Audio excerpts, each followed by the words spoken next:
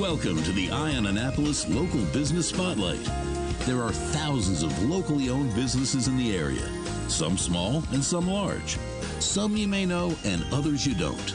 But one thing they all have in common is a great story, and we want to share it with you. Join us every Saturday as we talk to the founders, the owners, and the managers of local businesses you have come to know and love, and those you will come to know and love. Now here's your host, John Frenay, with this week's Local Business Spotlight. I'm sitting here in the third floor of Maryland Hall in the dance studio, and thank God they're not asking me to dance, but I'm here with Kathy Swekel, who is the general director of the Annapolis Opera. How are you? I'm great. How are you today? Good. Okay, what is a general director? I mean, we hear about executive directors and CEOs and stuff like that. What's a general director? That's a unique title. It's unique to the opera world only because we have a lot of directors. We have our artistic director, we have a music director, we have stage director, but it's still the equivalent of the executive director. It's just a structural thing. Okay, so a different name. So you are the one that is pretty much in charge of coordinating this, pardon the term, but ballet of the opera. Yeah, the herding cats, yes. Okay. Yeah, it would be the same as the executive director of a symphony orchestra. Okay. It's just that we have so many different types of directors. We like to be able to explain each role. Okay, fantastic. Well, you know, we are so fortunate in Annapolis that we have a hugely robust art scene. We've got visual arts, we've got performing arts. And for those that aren't aware, Maryland Hall is the hub of the art scene down in Annapolis and, you know, the central Anne Arundel County with the Annapolis Opera, who we're here with. We've got of course, we've got the symphony, you've got the ballet, and you've got Live Arts Maryland, which isn't really hubbed here. They're hubbed over at the mall, I think, now at this point, but they do perform here. So, and it's just a wonderful, robust art scene that we have in the area. And you guys are celebrating your 50th year, which actually predates, I mean, this was still a high school back 50 years ago. Well, we were very fortunate in 1972 when they decided to turn the old high school into a community arts center rather than to destroy the building. Oh, you were, okay, so that was right at 50 years ago. Wow. Well, we came in. We had been already formed and we were performing out in the community, but we were fortunate to be one of the founding resident companies. So when this opportunity for this building to be a hub for arts in Annapolis, we were able to come in at the ground floor. And that's been a really wonderful experience, not only for the community, but for us being able to be focused in one place, have an office, have a performance space. So it's been a win-win, not only for Maryland Hall, but for the opera company and the community, because they know where to come when they want to see good art. Sure. Now, are you a professional opera company? I mean, yes. I mean, you're not getting little Timmy down the end of the block because he's got a good voice coming in to sing for you guys, are you? No. This is a thoroughly professional company and has been since its beginning.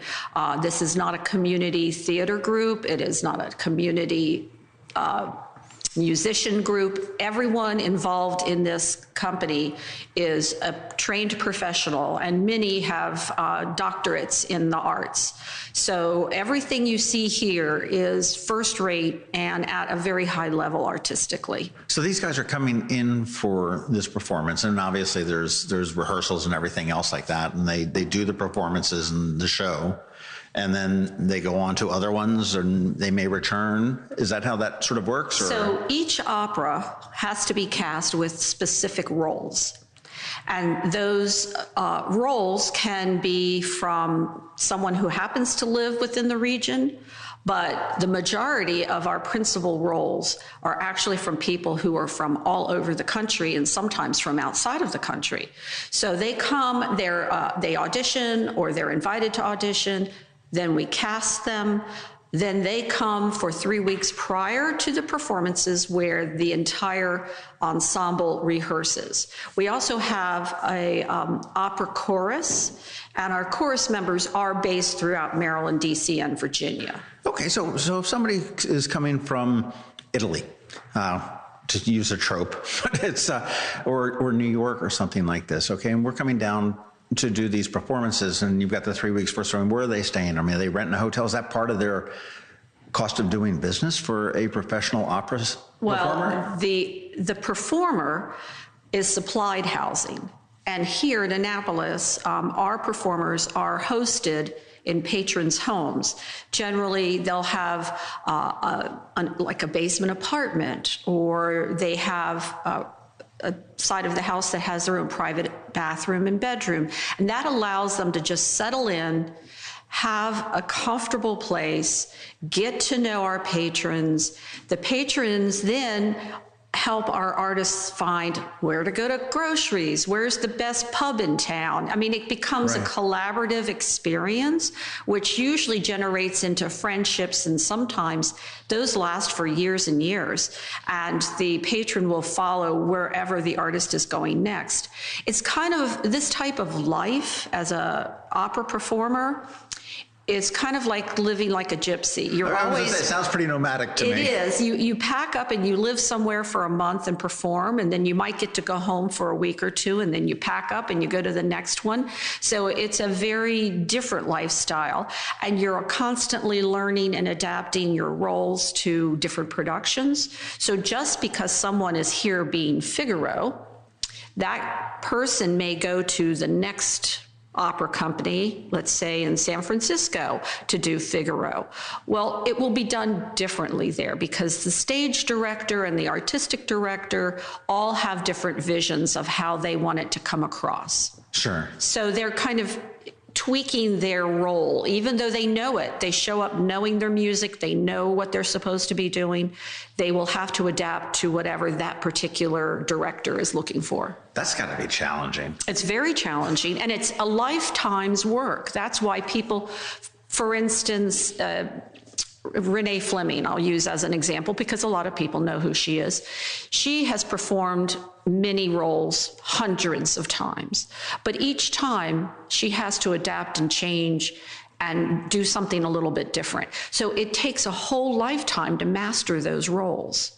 So these emerging artists, these young professionals, are using this experience as a way of crafting and honing that role. So the next time they go to perform it, they have more in their hip pocket, as it were. Their toolbox is now full of new tools, and then they'll gather some more new tools. And that's how you develop a role over the period of a life. That's fantastic. So then there are performers out there that if Annapolis Opera was looking to get, and I'll show my ignorance here, but the person to play Figaro, I mean, there is somebody out there that is the Figaro. And I mean, obviously there's budget and availability and all that plays into play. But I mean, so somebody that has gone through their life doing opera, particularly focused on specific roles, they can be like the top of the Figaro game. True. And then they'll still have to learn something new. Because they're coming to Annapolis and we do things weird. That's right. You know, we always want to reflect kind of the time we're in, because opera is all about telling stories. It is storytelling at its best because it includes all of the arts. It includes visual arts with the sets and the costumes, music, of course, because we have a symphony orchestra that plays live for all the performances. There's obviously singing. There's usually dancing, sometimes even a full ballet in the middle of an opera. So we embrace all of the performing arts. That's why it is kind of a total experience when you come to see an opera. So we tell stories, but the stories may have originally been written in the 1800s, but they're about the human condition. It's about being a human. So that story is still as important now as it was 200 years ago. It just depends on how you're telling the story. Most good stories are timeless. And anything about us as humans and us as a community. So we want to tell a story that you will leave feeling that you had an experience and you can relate to that. We all want to be safe. We all want to be loved. We all want to live in a great community that's vibrant. So those are the stories that we tell. And some of them are tragedies. Sure. Some are comedies, like our current opera coming up, Figaro, The Marriage of Figaro, actually. That's a comedy. And in fact, it's one of the best known comedies in all of the opera canon. Interesting. Now, has opera changed much over the years? I mean, you've talked about the stories originating back in the 1800s, and I mean, opera even predates that by probably several hundred years. And I remember in high school, I mean, it was, you can't wait till the fat lady sings and the whole, I mean, has the experience of going to the opera changed over the years, or is it pretty much the same? The experience is always new because we live in different time. Operas are always new. They're writing operas now. There are brand new operas out there being performed every day. There are even brand new operas performed at the Met and some of the biggest companies in the world because they need to be heard. And they're relevant stories about us now. This opera canon that's been developed over 400 years, those were stories not meant for rich people and for the king. Those are stories meant for the everyday man. It was a place to go complain about the king. It was a place to go talk about your existence. It was a place to learn a Bible story, maybe. It was a place to learn and share an experience with your fellow community member. So it wasn't an elitist. It wasn't like an elitist sport. Okay. This was where the everyday man went to be entertained. And that's still true today. It's just that we might have more sophisticated tools to do it. Like now we can use projections.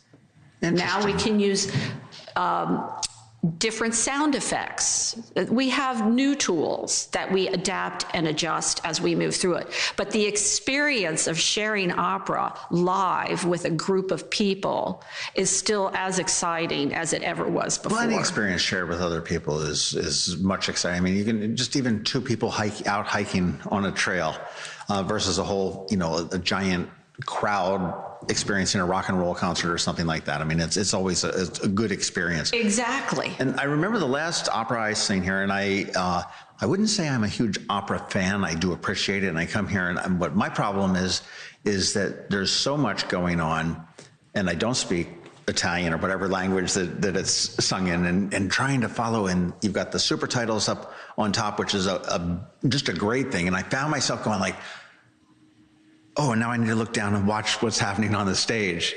And I'm like, oh, what are they talking about? And I'm looking up to, see, and that, I go back and forth. But as you said, the technology has really evolved to be able to allow people to immerse themselves in the story and the experience. So we have a couple of options for people who, one, I don't speak fluent Italian, French, German, Czech, right, in order to come to an opera. That wasn't a prerequisite of the job? No, it was not, thank goodness, nor was singing. But we do have the super titles, which are great. You can look up and see kind of a snippet of what's going on, and then you can just follow the action on the stage. You don't need to be reading every word. The other thing we do, we offer a lot of free, what we call our Opera Insight series, and they're free discussions and presentations that give you information on the opera that you're going to see. And we even do those weeks before the opera, and then the night of the opera, an hour before the performance, there is another free presentation that kind of gives you a little encapsulation, what the storyline is about, what you should be looking for, why this is important, those little snippets that make what's happening on the stage even more clear. So if you didn't know that the Count back in the day felt he had the right to chase every maiden around on his estate, you might not get that little joke. So if you have this insight, you'll see the behavior on the stage become more present. That's fantastic. That's awesome, because I mean, that can really help develop a love of opera from a super young age.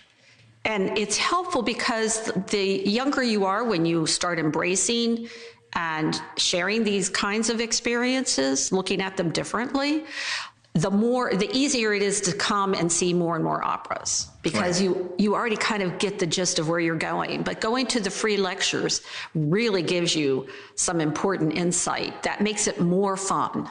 I'm making a mental note of that, because the next one I'm coming, I'm definitely going to check out the lectures to see, because as I said, I had, it was like up, down, look at the things down, figure out, and my mind sort of scrambled a little bit, but be able to sit there and sort of have the clip note lights, I guess, coming in beforehand. There's, oh, okay, now I get what she's doing. I get what he's doing. And sometimes I tell people, if they can, take a moment, close your eyes, Don't read anything.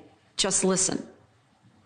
Just feel the music passing through you and think about how that makes you feel.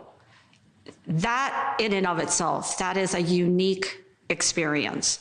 And sometimes people think that they have to capture everything in order to feel or experience an opera. And I think you can just allow the music to wash over you sometimes and just embrace that sensation. Well, as you said, you have a live symphony, and there's nothing compares to live music. And I don't care how well this DVD or CD is cut or how high bits you've got in the streaming.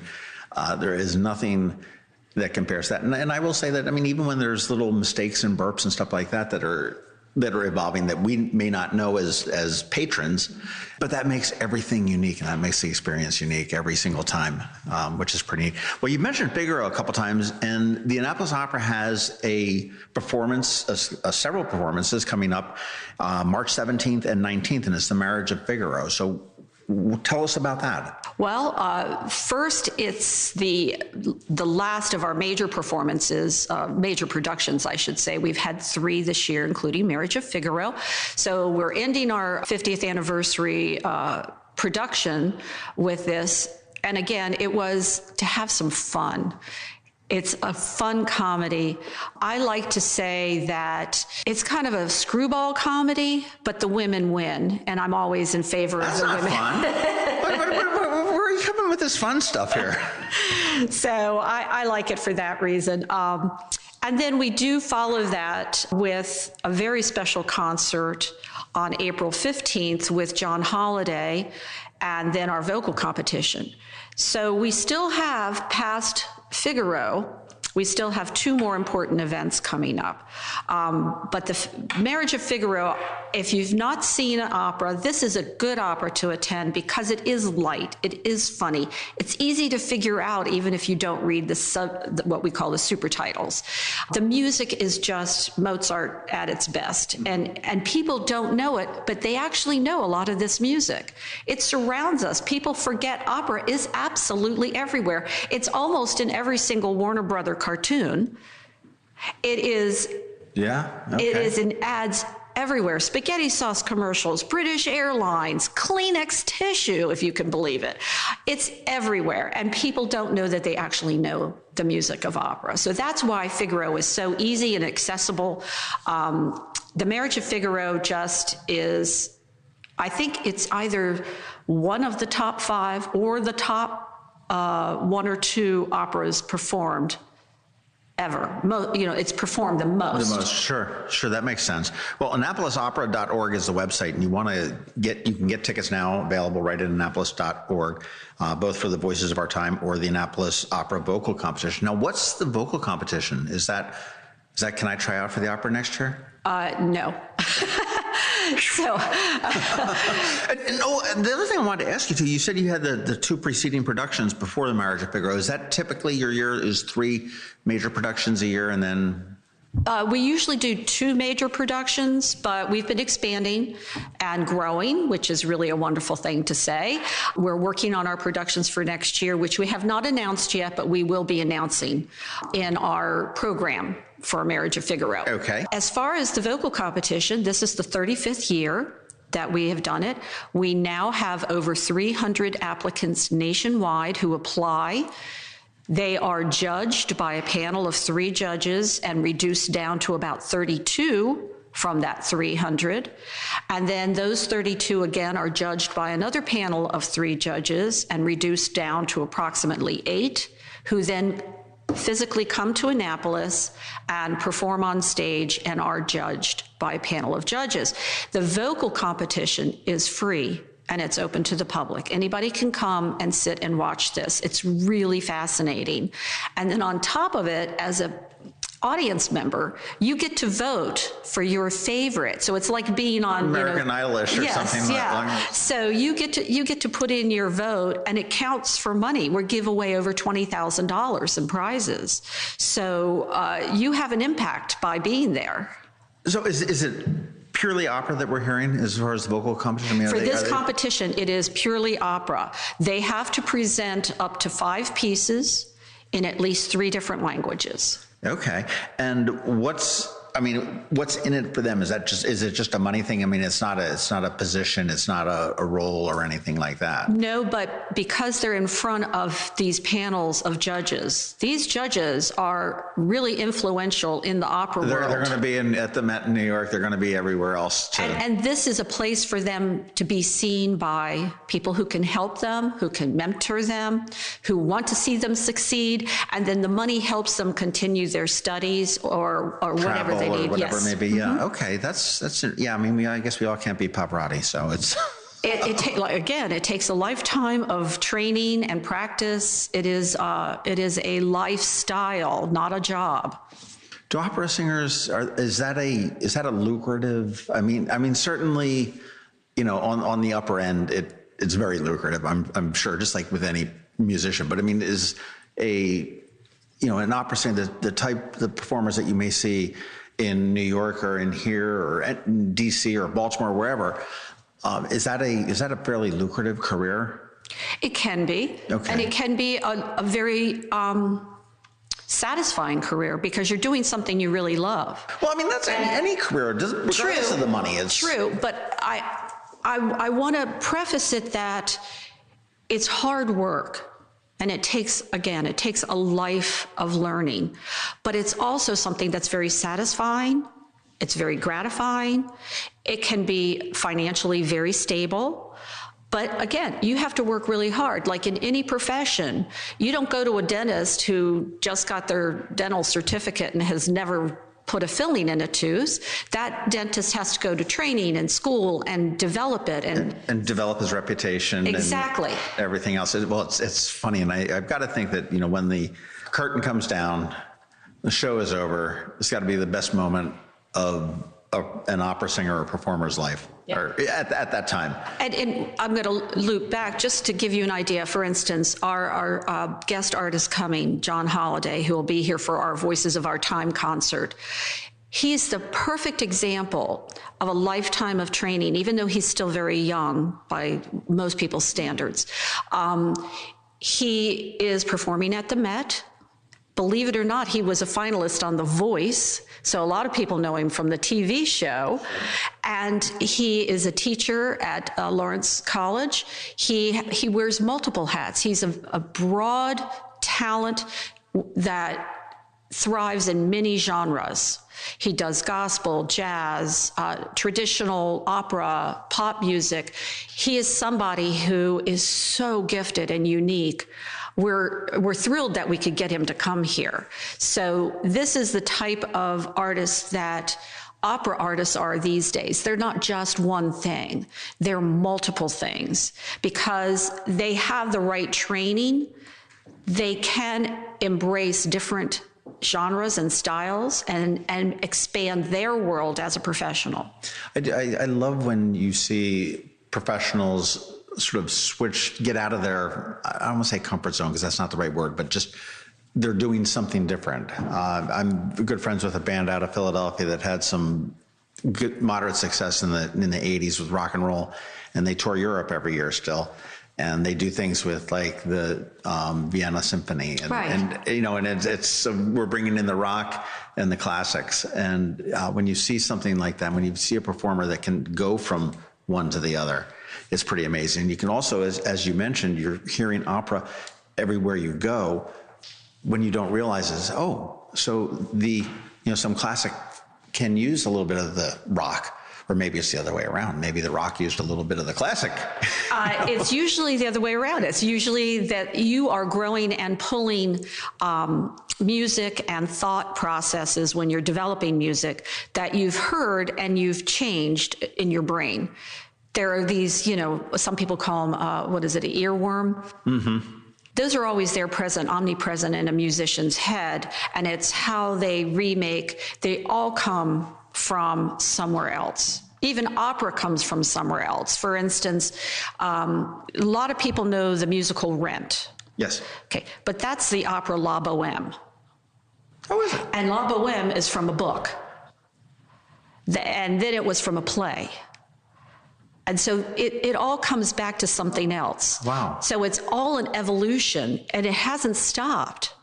And we still incorporate those core basic elements of music and its foundation, which people do align with classic, but it all comes from that source. There's a well, and all those notes came tumbling out of that well. It's just how we put them on the page. How can we support Annapolis Opera here in Annapolis and Anne Arundel County? What's the best way? I mean, obviously the low-hanging fruit is, for crying out loud, come and experience an opera. Oh, that's first and foremost. I keep referring to that old commercial from the 90s. Try us, you'll like us. I don't remember. Was it Hey Mikey, the Life cereal? Hey Mikey, try it, you'll like it? Yeah, something like that's that. what it was. Thank you Mikey, come to the opera. There you go. Thank you for correcting me. I knew it was from one source. But yes, come and see it. Come experience it. Try a different experience. Expose yourself to something you never thought you would expose yourself to, just to see what it's like. I know that when I introduce myself sometimes at a party and somebody asks me what I do and I say I run an opera company, they kind of roll their eyes and kind of cough and walk away because they don't know what to say. Stick with the Amway. So I say, have you ever been to an opera? Well, no. How do you know you like it or not? Well, I don't know. I just know I don't like opera. And I said, well, do you like this music or do you like that musical? Well, yeah, those are great. Well, guess what? Those are opera. So come see us. Come experience that. If you want something that's a little easier entry point, just to hear the music or be exposed to different music, come see John Holliday. That's going to be an amazing performance because he will bring you into a whole different sound world. And that's a good place to start if you're a little trepidatious about a whole opera. And I mean, are you a membership-based organization? I mean, do you have season members or season ticket holders? Well, we do have season ticket holders. We have subscriptions. That was the word I was looking for. Yeah, thank you. We do. We always sell those at the beginning of the year. These get launched generally in July. We have just started a brand new opera guild, which will be in our program for the Marriage of Figaro. And that is a membership-based organization that helps the opera complete its mission, which is make our community aware of us, reach out, community involvement, education programs, fundraising programs. So the Guild is just now starting, and people can find information on that and what they do on our website, annapolisopera.org. Fantastic. Volunteers, I mean, it doesn't all just magically happen. Can you use volunteers? We use volunteers in a variety of fashion. We have seamstresses who help us with our costumes. We have people who help find props. We have people who help usher at special events. We have people who help at our receptions. We have a variety of needs, and we welcome volunteers all the time.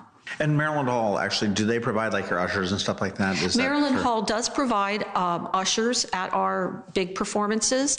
However, we still use volunteers for many other activities that are happening during that time. Right. When your opera company is getting, I'm going back, but I mean, do they rehearse here? And is it, I know that space is tight here with, you're competing with other organizations for stage time, if you will. Well, we rehearse up to 6 or 7 hours a day. Wow. For 3 weeks, 6 days a week, only 1 day off. So there is not space at Maryland Hall for us to do that. So we are utilizing Asbury United Methodist Church has kindly allowed us to take over their fellowship hall so that we can rehearse during that period. We are looking for a permanent home so that we have a place to rehearse, that we don't have to move around. So that is part of our current mission, to find a permanent home for the opera company. However, Maryland Hall is where we perform our big productions. We do concerts and other community activities out all over the county. So you might run into us at a Rotary meeting where we'll come in and bring a singer, or at some other community association who invites us in. And I know you do have an annual gala as well. Yes, it's an important part of our fundraising initiatives. Even if you don't like opera, it's a good party. It's a great party. We like to have fun. Opera is never boring. And again, it is for and was written specifically for the everyday person so that they had a shared experience with their community. So we're about building community. Well, Marriage at Figaro, March 17th and 19th. We got a few days. You can get your tickets at AnnapolisOpera.org. Look at the voices of our time, April 15th. Maybe you need to hear some good music before you file your taxes on the 18th. I don't know what goes on there. And the vocal competition on April 16th, which is, I guess, the Sunday, right? Yes, it is, Sunday afternoon. And that is open to the public, and there is no charge, and that'll Correct. Be right here in Maryland Hall in the main auditorium. Yep, it's right here and it's free. Okay, and I'm looking on my notes here, and I said, well, what's up for next season? But you already told me you're keeping that under wraps until the program is launched for the Marriage at Figaro on the 15th or 17th, so you're going to have to wait until then to figure out what's coming up for next year. Correct, the big reveal. There you go. Kathy, thank you so much for your time today. Learned an awful lot about opera. I got to look at my calendar. I might want to be here at the Marriage at Figaro because I'm not. I've seen a handful, and not that one. So I'm 99% going to be here as long as I'm in town. Oh, great. Well, we'd love to see you and your friends and all your listeners too. Thanks for listening to this week's Local Business Spotlight. Please make sure to visit eyeonannapolis.net for all your local news, events, and opinion. And in case you haven't already, please subscribe to the Eye on Annapolis Daily News Brief, where we bring you all the day's local news direct to your phone, tablet, or computer in about 10 minutes. It comes to you at 6 a.m. every Monday through Friday, and you can subscribe on Apple Podcasts, Google Podcasts, or wherever you get your podcasts.